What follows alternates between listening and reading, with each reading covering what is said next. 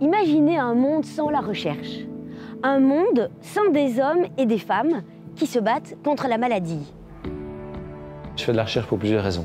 Je suis curieux, j'aime comprendre les choses. Et donc ça, c'est certainement la première raison. La deuxième raison, c'est cet attrait de la découverte. Le fait d'être le premier ou bien de faire partie du premier groupe d'êtres humains à découvrir un territoire inconnu jusqu'alors, c'est quelque chose qui est unique. Et une fois qu'on y a goûté, on a envie de continuer à y goûter. Le fait aussi de contribuer à travers nos découvertes au bien-être de l'humanité. Il y a aussi tout l'aspect formation qui me motive fortement. Donc maintenant, je suis arrivé à une étape de ma carrière où je peux contribuer à la formation de la génération qui suit, des chercheurs plus jeunes. Je peux essayer de contribuer à travailler leur esprit critique et à les former pour qu'ils deviennent de bons chercheurs, de bonnes chercheuses.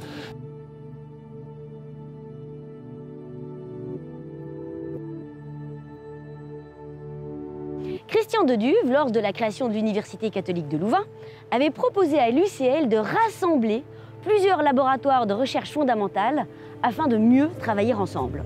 C'est de cette manière que l'ICP, rebaptisé ensuite l'Institut de Duve, a été créé avec comme valeur le culte de l'excellence et de la qualité, la liberté aux chercheurs, la priorité à la recherche fondamentale avec le souci d'application médicale et enfin la collaboration.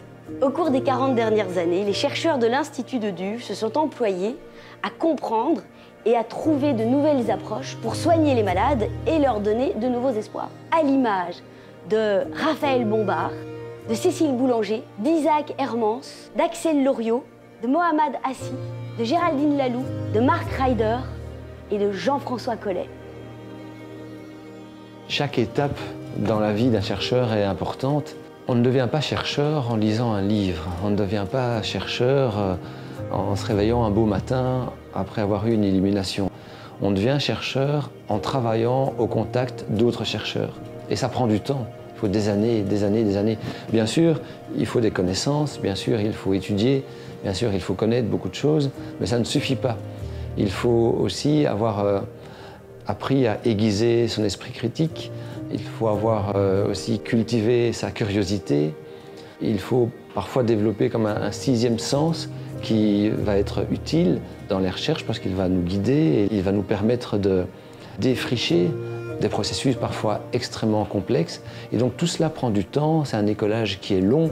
C'est un petit peu comme au temps des cathédrales. Quand on voulait devenir tailleur de pierre, j'imagine qu'on n'apprenait pas en lisant un livre comment tailler des pierres. On allait se mettre au service d'un maître et on travaillait avec lui sur plusieurs chantiers. Et après des années et des années, on parvenait à devenir un tailleur de pierre mature et indépendant. Et c'est vraiment la même chose pour un chercheur. Donc il faut des années pour faire un bon chercheur. On apprend toujours. J'apprends toujours beaucoup de choses, chaque jour. Je trouve que le métier de chercheur est un métier qui est très stimulant. C'est un métier dans lequel on est amené à beaucoup se poser de questions, essayer de trouver des réponses. Il faut avoir de grandes connaissances théoriques, mais aussi être habile, être créatif. Et c'est ça que j'aime dans le métier de chercheur. Le fruit des travaux de recherche peuvent amener à améliorer la santé de façon plus générale, la santé de nombreuses personnes. Alors moi je fais de la recherche tout simplement parce que je trouve ça passionnant. C'est un peu comme si on faisait une enquête tous les jours. Avec la bioinformatique, on ne travaille plus uniquement sur quelques gènes, mais on a maintenant accès à l'ensemble du génome, l'ensemble du transcriptome. Le séquençage du génome humain, c'est un énorme projet qui a permis de déterminer la séquence des nucléotides qui composent notre génome. Donc ça a été un projet gigantesque et qui s'est étalé sur plus d'une dizaine d'années. Aujourd'hui, les techniques ont tellement évolué qu'on peut séquencer un génome humain en quelques heures, ce qui explique que ce sont des technologies qui sont maintenant couramment utilisées dans nos laboratoires pour la bonne raison qu'en fait, elles fournissent des informations qui sont extrêmement importantes pour la recherche. Tout s'accélère aujourd'hui et on parvient à faire parfois en quelques heures, parfois en quelques minutes, des expériences qui, il y a 10 ans, 15 ans, 20 ans, prenaient plusieurs jours, plusieurs semaines. Parfois maintenant, on peut les réaliser, mais très rapidement. Mais il y a une chose qui est incompressible, c'est le temps nécessaire à l'analyse, le temps nécessaire à la réflexion, le temps nécessaire à l'interrogation, Ça prend énormément de temps parfois de parvenir à comprendre, à analyser les résultats qu'on a devant les yeux et à proposer une hypothèse, à proposer un modèle.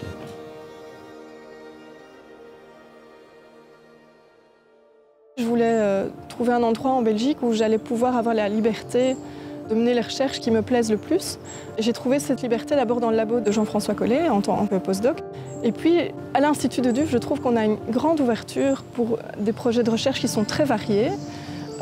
Et aussi, on offre aux chercheurs une grande liberté sur ce qu'ils peuvent faire, les questions auxquelles ils veulent répondre. Et en plus, je trouve qu'il y a vraiment une détermination à équiper les chercheurs des meilleurs outils et du meilleur environnement, que ce soit humain ou technique, pour répondre à ces questions de recherche. De autonomie die we hier hebben, de manier waarop dat we werken, de manier waarop dat we onze eigen ideeën hebben, kunnen ontwikkelen en zelf kunnen testen, dat is iets dat ik nergens anders heb teruggevonden en dat heeft het onvergelijkbaar met enig ander werk gemaakt voor mij.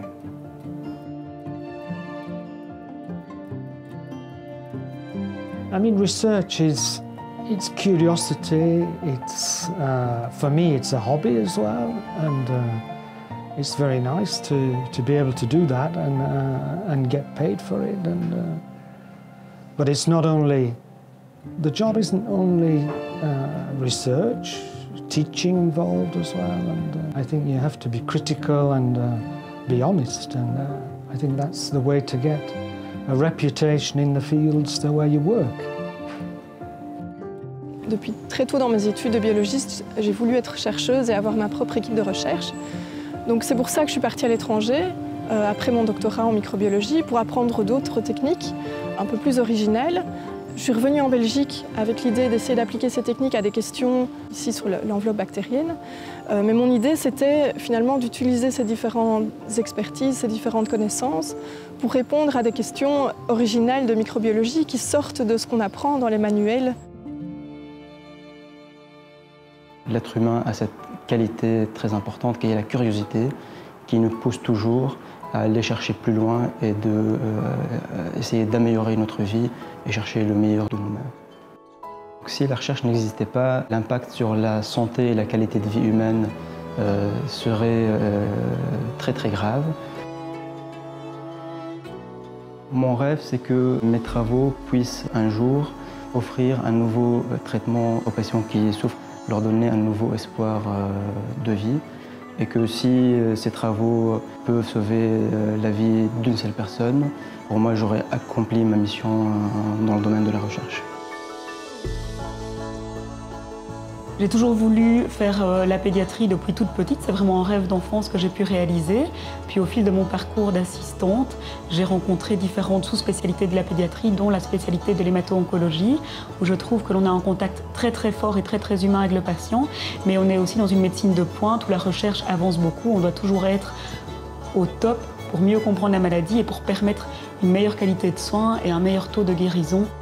Au fil de ma formation, l'idée de faire de la recherche a germé, et en particulier l'idée de mener un mi-temps entre la clinique et garder le contact avec ses patients, puisque c'est pour eux que l'on fait aussi la recherche, et puis aussi pouvoir développer une activité de recherche pour mieux comprendre la maladie.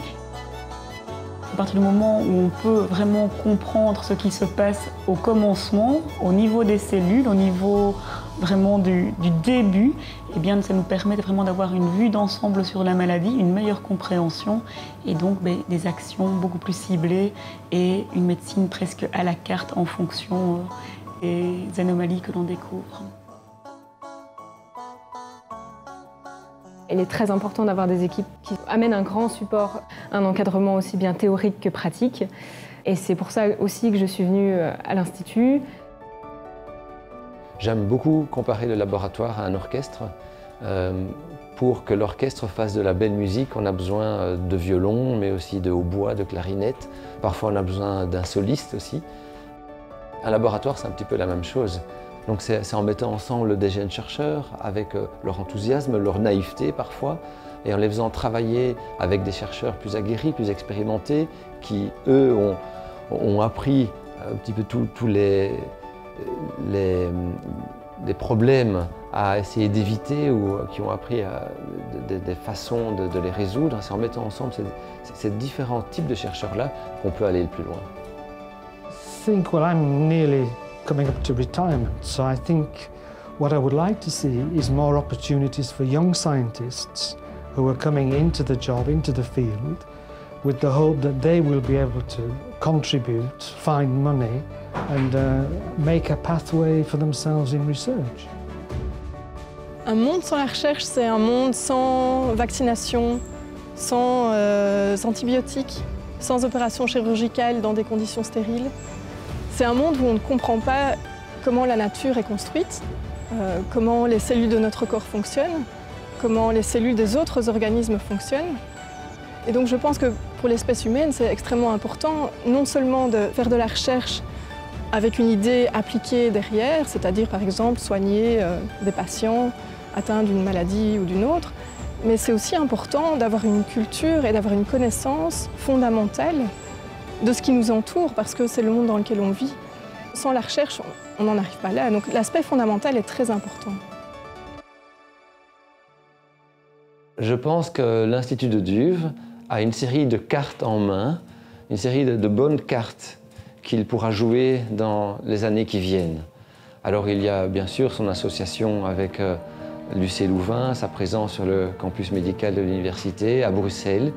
Il y a bien sûr une tradition d'excellence, d'exigence. Il y a cet héritage qui est une promesse pour l'avenir.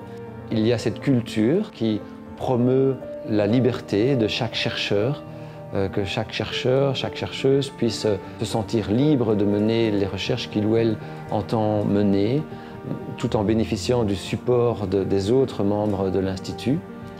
Et puis, et je le pense vraiment, il y a ce soutien tellement précieux de nos mécènes, des gens qui nous soutiennent, qui nous aident financièrement, parce que leur contribution est essentielle.